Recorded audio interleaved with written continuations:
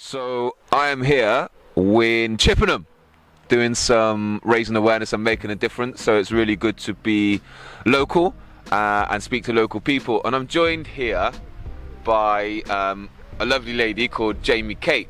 Now, for many of you who won't know, we're gonna share Jaimie Kate's story, who is currently transitioning from being a man to being a woman. So we're going to find out more about it. There's a stigma around the LGBT community, but as you'll probably see, she is lovely, very friendly, confident, been through a hell of a lot as a person, and what we're here to do is find out her story so that she can share her awareness and reach out to other people, so that maybe people who don't understand, or people who are a bit narrow-minded or a little bit naive, can actually hear it from somebody who's prepared to come in front of camera, which in my opinion is super brave, and talk about something that is keen to them. So we're going to do that today. So Jaimie Kate, hello. How you doing? You all right? I'm very well, thank you. A bit windswept, but yeah, no. I tell you what, we could have got the marquee out, guys. You know what I mean? A car out here. So tell us a little bit about yourself, where you're from, what you do. Chippenham. Yeah. I'm between jobs at the moment, so Okay. I've just been working as an auxiliary nurse on the NHS, and I'm moving on to do assistant psychology. Okay. So yeah, that's my goal. Well, not my goal. My current, will be my current job soon. So Okay. yeah. So brains and beauty then. You got both going on, yeah? Sometimes I'm actually quite doubtful of both, but there we go. Yeah. But that's great. And how long have you been in Chippenham? Pretty much all my life.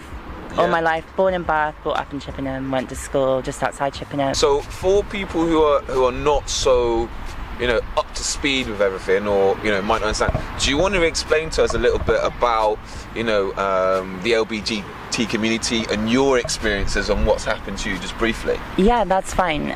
So I'm trans woman. So born, assigned male at birth. Yeah.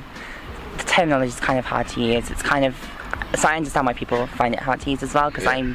I'm trans and I even struggle sometimes. Yeah. So yeah, it's been pretty good. It's been pretty decent. Not so much in Chippenham. In Chippenham it's kind of very small. Yeah. So before I transitioned, I was kind of being read as gay. Yeah. Very different experience to now. So you kind of, when you're kind of like gay or bi in this town, it feels like you're more connected to people. Yeah. That's what I kind of found out when I was presenting that way. Yeah. But now as trans, it's quite isolating. So we have like a Facebook group. Okay. We're like secret. So We're it's secret like agents. an undercover agency. Yeah. Why do you we're think like- that is? Why do you think it's so secret? I think it's because of the stigma, especially around these kind of areas. Like if you go somewhere like London, Bristol, Bath as well. Brighton? Yeah, Brighton too. Yeah. Like anywhere that's a bigger place, Yeah. it's fine. But this area is not great. You were born assigned a man. Yeah. Yeah. But you have transitioned into a woman. Yeah. Just so people can understand, because some people might not understand that. When was it you knew that you wanted to be a woman? Just give us a flavour. From the very beginning. Yeah. From the very beginning. So it's always been something that I've been aware of.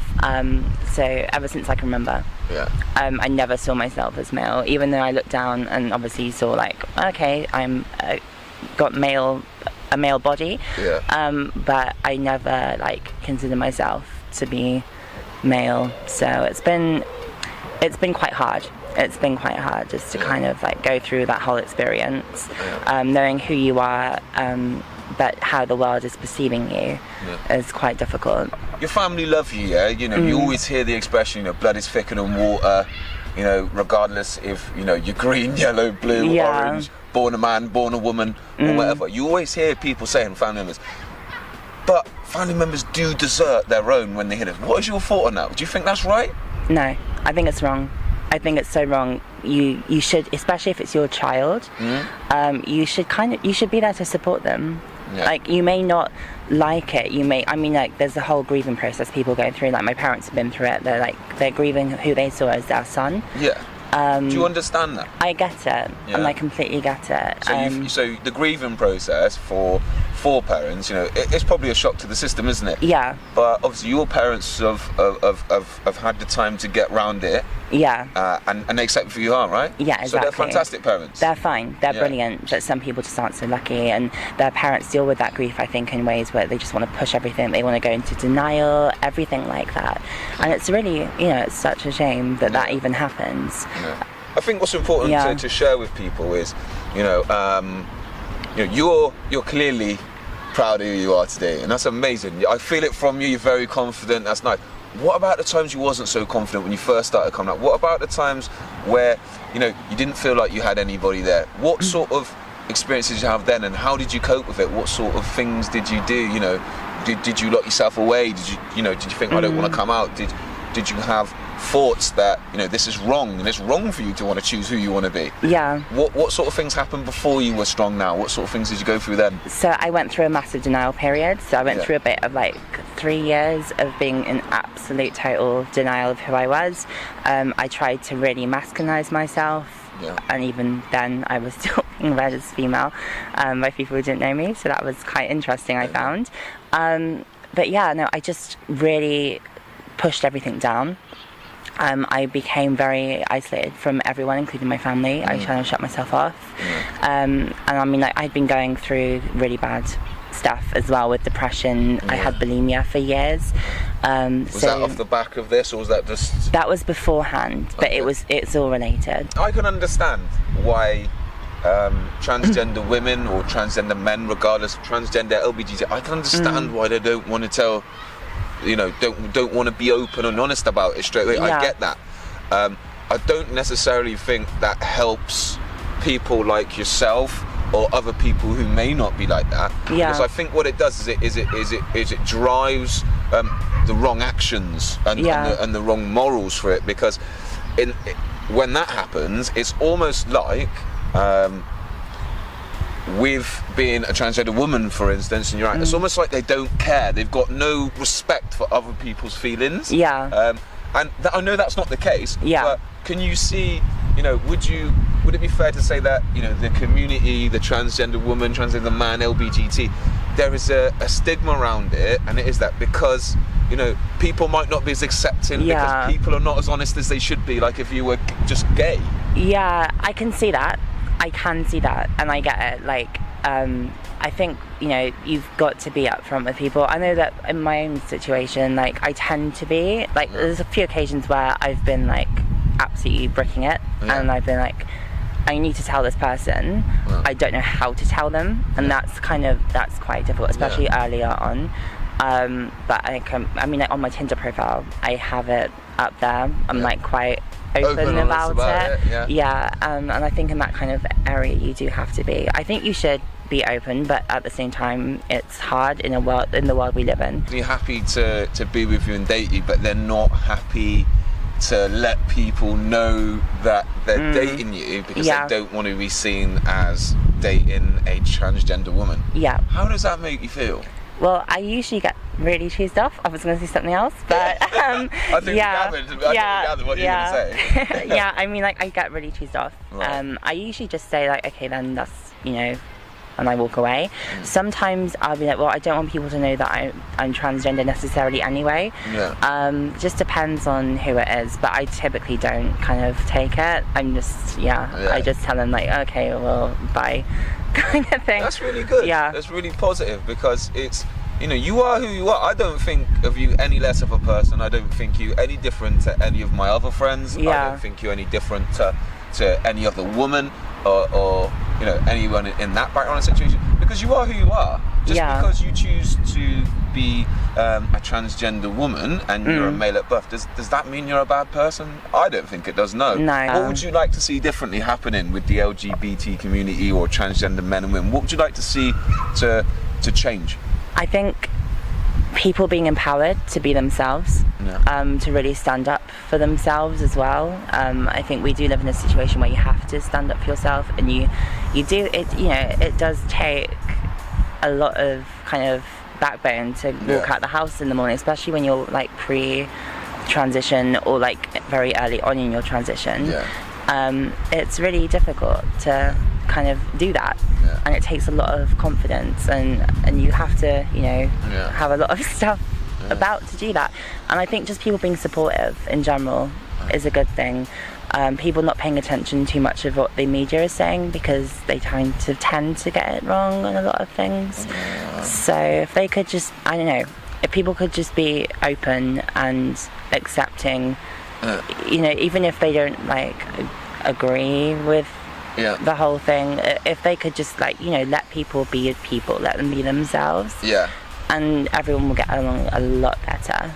When is your plan? You know, we're 2018 now. When is your plan to sort of full post-op transgender woman? So as soon as I can. I've got to raise £25,000 for the operation, which is a lot of money. It's quite daunting. I hate doing these kind of things. I made a GoFundMe page, and I really hated that I did it. Because I'm really like one of those people, I just want to do it myself. I want to. I've done it so far. I mean, I went privately. I've done everything myself. Like, I worked so hard to do everything.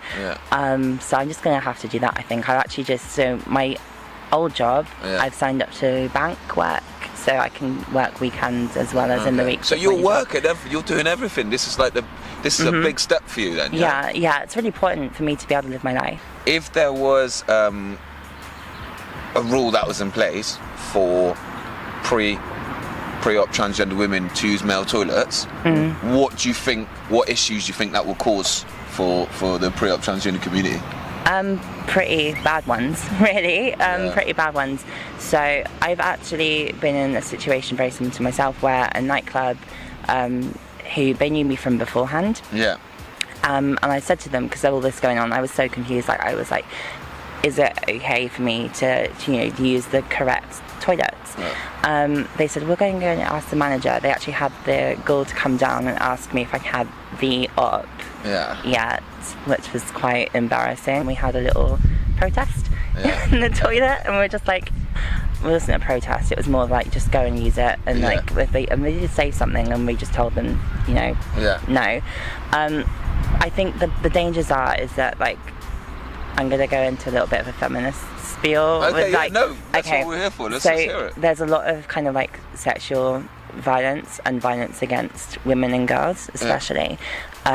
Personally, as someone who has survived a sexual assault, I wouldn't feel comfortable going to the toilet in a men's toilet. Also because, I mean, I get read as female, like, everywhere I go. So, like, if I had to suddenly use the men's toilets, I wouldn't want to go outside to go anywhere. I'd have to, like, if I went clubbing, I'd have to run home to use my own bathroom. To people out there who are going to watch this video, to the pre-op transgender women, to the LGBT community, what would you like to say to these guys? Keep being who you are, and just grab the world by the balls. Well, yes, that's for as long as you have it, right? Pretty much. Whilst they're still there, obviously. You've established, you know, you're a pre-op transgender woman. What are you attracted to? Is it males, females? I consider myself a heterosexual woman. Okay. So great. men. So straight men. Yeah. Thank you very much for coming to see us. No problem. It's been an absolute pleasure. We'll keep in touch. Definitely. And this is what we call making a difference, by sharing other people's experiences to impact and change other people's lives, to raise awareness. So thanks for watching. Speak to you soon.